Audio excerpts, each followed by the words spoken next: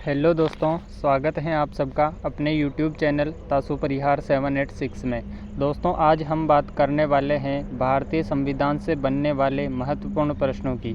दोस्तों, आज के इस सेशन में भारतीय संविधान से संबंधित पिछली परीक्षाओं में आए हुए सभी महत्वपूर्ण प्रश्नों पर जो हैं डिस्कस करेंगे। दोस्तों, आज की प्रश्नोत्तरी जो हैं बहुत ही ज़्यादा महत्वपूर्ण होने वाली हैं, क्योंकि भारतीय संविधान से संबंधित प्रश्न सभी परीक्षाओं में जो हैं पूछे जाते हैं। बिना टाइम वेस्ट किए शुरू करते हैं इस अमेजिंग से वीडियो को। दोस्तों, आज का हमारा पहला प्रश्न है, संविधान सभा की प्रथम बैठक कब हुई थी? संविधान सभा की जो है प्रथम बैठक कब हुई थी? तो दोस्तों, ये हुई थी 9 दिसंबर 1946 को। संविधान सभा की प्रथम बैठक कब हुई थी? 9 दिसंबर 1946 को। अगला प्रश्न है, संविधान सभा के अस्थायी अध्यक्ष के रूप में किसे नियुक्त किया गया था? संविधान सभा के जो हैं अस्थायी अध्यक्ष कौन बने थे? तो इसका राइट आंसर होगा डॉक्टर सच्चिदानंद सिन्हा। राइट आंसर हो जाएगा डॉक्टर सच्चिदानंद सिन्हा। बी ऑप्शन जो है बिल्कुल राइट आंसर होगा। अगला प्रश्न है, संविधान सभा के स्थायी अध्यक्ष किसे बनाया गया था? संविधान सभा के जो हैं स्थायी अध्यक्ष कौन बने थे? तो क्वेश्चन नंबर 3 का राइट आंसर होगा doctor Rajendra Prasad. Option number C जो है बिल्कुल राइट आंसर हो जाएगा। अगला प्रश्न है, प्रारूप समिति यानी कि जो ड्राफ्टिंग कमेटी है उसके अध्यक्ष कौन थे? प्रारूप समिति के जो हैं अध्यक्ष कौन थे? तो क्वेश्चन नंबर 4 का राइट आंसर होगा doctor Bhimrao Ambedkar. Doctor Bhimrao Ambedkar. Option number D जो है बिल्कुल राइट आंसर हो जाएगा। अगला प्रश्न है, संविधान सभा के अंतिम रूप से संविधान को कब पारित किया गया था? संविधान सभा ने जो है अंतिम रूप से संविधान को जो है कब पारित किया था? तो क्वेश्चन नंबर 5 का राइट आंसर होगा 26 नवंबर 1949 को। राइट आंसर होगा 26 नवंबर 1949 को। ऑप्शन नंबर डी जो है बिल्कुल राइट आंसर हो जाएगा। अगला प्रश्न है, भारतीय संविधान किस दिन से पूर्णतः लागू हुआ था? भारतीय संविधान जो है किस दिन से पूर्णतः लागू हुआ था? तो क्वेश्चन नंबर 6 का राइट आंसर हो जाएगा 26 जनवरी 1950 से। कब हुआ था? 26 जनवरी 1950 से। ऑप्शन नंबर डी जो है बिल्कुल राइट आंसर हो जाएगा। अगला प्रश्न है, भारत कब गणतंत्र बना था? भारत देश जो है कब गणतंत्र बना था? तो क्वेश्चन नंबर 7 का राइट आंसर होगा 26 जनवरी 1950 को। राइट आंसर होगा 26 जनवरी 1950 को। अगला प्रश्न है, भारतीय संविधान के किस भाग को उसकी आत्मा की संज्ञा दी गई है? जो भारतीय संविधान है उसमें उसकी आत्मा किसे कहा जाता है? तो इसका राइट आंसर होगा प्रस्तावना को। ऑप्शन नंबर सी जो है बिल्कुल राइट आंसर हो जाएगा। अगला प्रश्न है, संविधान सभा ने राष्ट्रगान को कब स्वीकार किया था? संविधान सभा ने जो है राष्ट्रगान को, इंडियन नेशनल एंथम को कब स्वीकार किया था? क्वेश्चन नंबर 9 का राइट आंसर हो जाएगा 24 जनवरी 1950 को। राइट आंसर होगा 24 जनवरी 1950 को। अगला प्रश्न है, भारतीय नागरिकों को प्राप्त मूल अधिकारों की संख्या कितनी है? जो भारतीय नागरिक हैं उनको कितने मूल अधिकार प्राप्त हैं? तो प्रश्न नंबर 10 का राइट आंसर हो जाएगा 6 मूल अधिकार। ऑप्शन नंबर बी जो है बिल्कुल राइट आंसर हो जाएगा। अगला प्रश्न है, संपत्ति के अधिकार को किस संविधान संशोधन के द्वारा हटा दिया गया है? संपत्ति का जो अधिकार था वो उसको किस संविधान संशोधन द्वारा हटाया गया था? तो वो था 44वां संविधान संशोधन। अगला प्रश्न है, मूल अधिकारों का रक्षक किसे कहा जाता है? मूल अधिकारों का जो रक्षक है वो किसे कहा जाता है? तो क्वेश्चन नंबर 12 का राइट आंसर होगा सर्वोच्च न्यायालय और उच्च न्यायालय दोनों को। तो क्वेश्चन नंबर 12 का राइट आंसर हो जाएगा ऑप्शन नंबर सी। अगला प्रश्न है, किस अनुच्छेद के द्वारा 6 से 14 वर्ष तक के बच्चों के लिए शिक्षा का अधिकार मूल अधिकार माना गया है? तो क्वेश्चन नंबर 13 का राइट आंसर होगा अनुच्छेद 21A। क्या राइट आंसर होगा? अनुच्छेद 21A। अगला प्रश्न है, लोक कल्याणकारी राज्य की अवधारणा किसमें निहित होती है?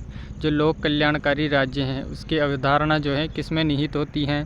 तो क्वेश्चन नंबर 14 का राइट आंसर हो जाएगा राज्य के नीति निर्देशक तत्वों में। किसमें होती है? राज्य के नीति निर्देशक तत्वों में। ऑप्शन बी जो है बिल्कुल राइट आंसर हो जाएगा। अगला प्रश्न है, संविधान का अनुच्छेद 40 राज्यों को निर्देश देता है कि जो अनुच्छेद 40 हैं वो राज्यों को क्या निर्देश देता है? तो क्वेश्चन नंबर 15 में राइट आंसर होगा ग्राम पंचायतों के संगठन से संबंधित देता है।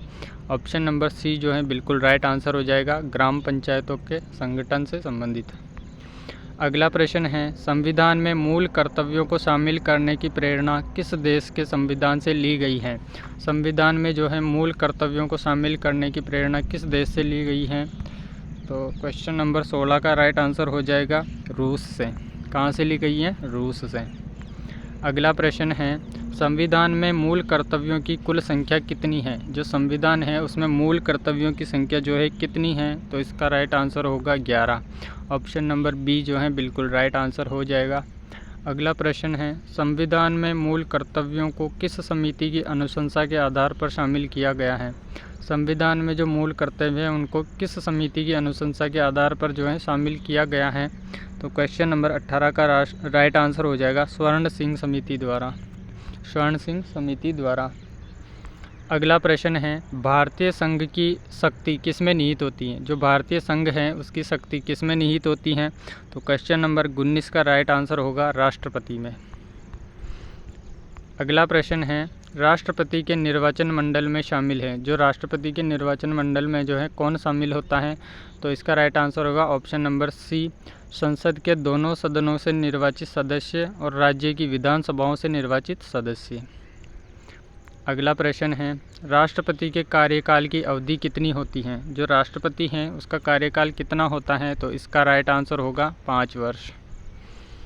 अगला प्रश्न है, राष्ट्रपति पद के चुनाव के लिए कौन सी विधि जो है अपनाई जाती है?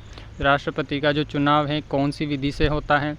तो अनुपातिक प्रतिनिधित्व, एकल संक्रमणीय और अप्रत्यक्ष मतदान। इसमें होगा राइट आंसर डी, जो है तीनों विधियां जो है सही है।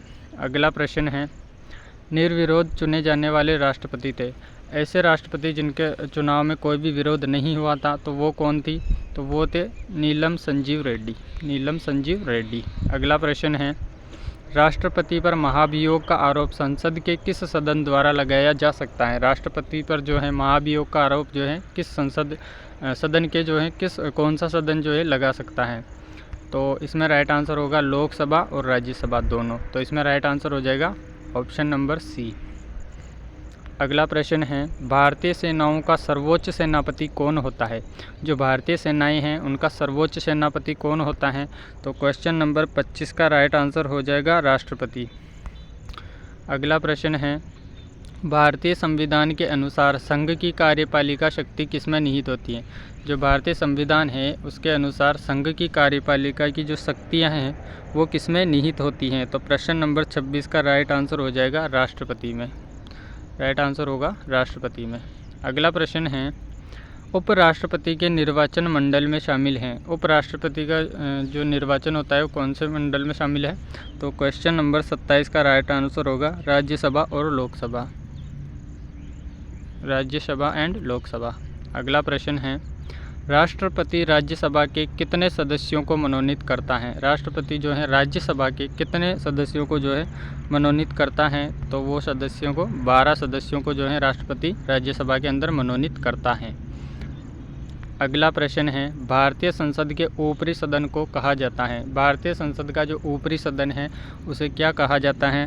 तो क्वेश्चन नंबर 29 का राइट आंसर होगा राज्यसभा। और लोकसभा जो है निम्न सदन कहलाता है। निम्न सदन कहलाता है लोकसभा। अगला प्रश्न है, प्रधानमंत्री की नियुक्ति कौन करता है? प्रधानमंत्री की नियुक्ति जो है कौन करता है? तो क्वेश्चन नंबर 30 का राइट आंसर होगा राष्ट्रपति। प्रधानमंत्री की नियुक्ति करता है राष्ट्रपति। अगला प्रश्न है, यदि प्रधानमंत्री या कोई अन्य मंत्री सदन का सदस्य नहीं है तो उसे पद पर बने रहने के लिए कितने दिनों के अंदर संसद का जो है सदस्य बनना पड़ेगा? तो इसका राइट आंसर होगा 6 माह के भीतर। अगला प्रश्न है, मंत्रिपरिषद सामूहिक रूप से किसके प्रति उत्तरदायी होती है? जो पूरी मंत्रिपरिषद है वो सामूहिक रूप से जो है किसके प्रति उत्तरदायी होती हैं? तो 32 का राइट आंसर हो जाएगा लोकसभा के प्रति।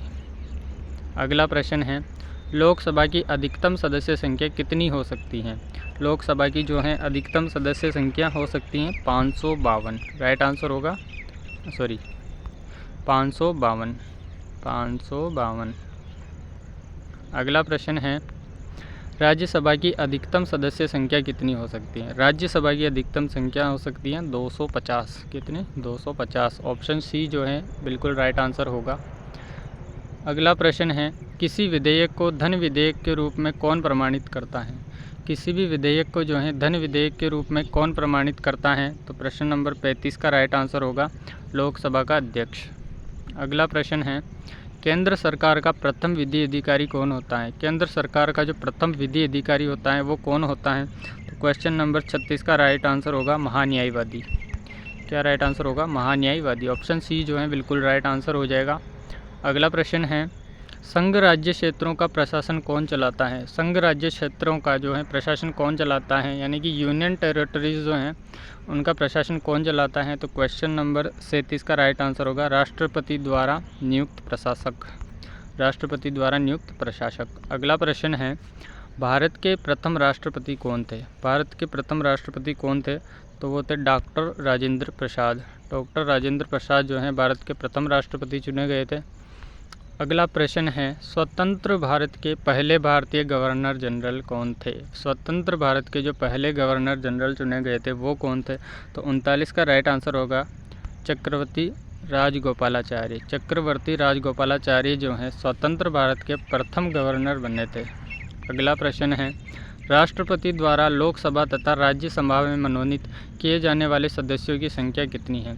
राष्ट्रपति द्वारा जो है लोकसभा और राज्यसभा में कितने कितने सदस्य जो हैं मनोनीत किए जाते हैं? तो क्वेश्चन नंबर 40 का राइट आंसर होगा लोकसभा में 2 सदस्य और राज्यसभा में 12 सदस्य। तो इसका राइट आंसर होगा बी, 2 और 12। अगर दोस्तों वीडियो पसंद आई है तो वीडियो को लाइक ज़रूर करें और चैनल को सब्सक्राइब करके जाएं और एक प्यारा सा कमेंट ज़रूर छोड़ के जाएं। धन्यवाद।